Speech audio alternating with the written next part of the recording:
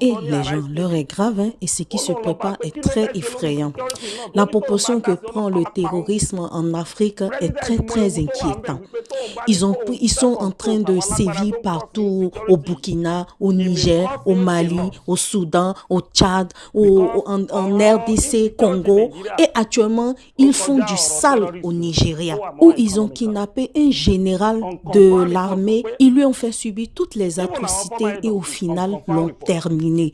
Au départ, l'armée nigériane voulait encore camoufler cette information et les terreaux eux-mêmes, ils ont mis une vidéo en ligne démontrant qu'ils ont kidnappé le général en question et ils ont terminé avec lui. Vous constatez avec moi que ces gens-là, ils ont le même procédé partout dans le monde. Ils ont encore kidnappé 25 élèves dans une école au Nigeria. Ils ont les mêmes procédés partout dans le monde où ils sont. Même procédés partout. Ce que je trouve bizarre, c'est que le général en question était au front, était à un combat avec son contingent, avec ses hommes.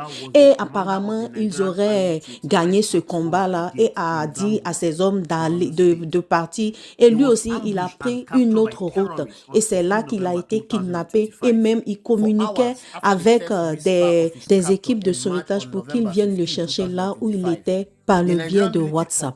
Comment un général de l'armée peut communiquer dans ces missions-ci là avec WhatsApp? Plus de cela, leur président, c'est-à-dire le président du Nigeria, il aurait affirmé que lui, il ne peut pas trop décider de prendre des mesures drastiques contre ces terreaux parce qu'il sent sa vie en danger. S'il prend une décision radicale contre ces terreaux, pour combattre ces terreaux, sa vie serait en danger.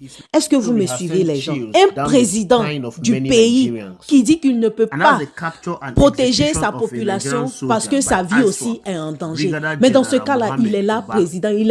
Pourquoi il ne démissionne pas? C'est en fait une manière de nous faire comprendre que finalement, il va donner le OK à l'oncle qui veut proposer son aide pour combattre les terreaux. Et on sait que dans tous les pays où ces gens-là ont intervenu, il n'y a jamais eu de paix qu'ils ont au départ et promis.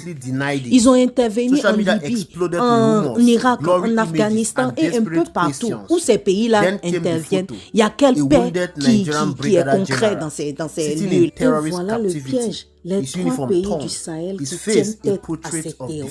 Que Dieu les aide, que Dieu les accompagne. Si on laisse ces gens venir au Nigeria s'installer pour soi-disant dire qu'ils veulent combattre les terreaux, j'espère qu'il ne va pas se passer encore pire.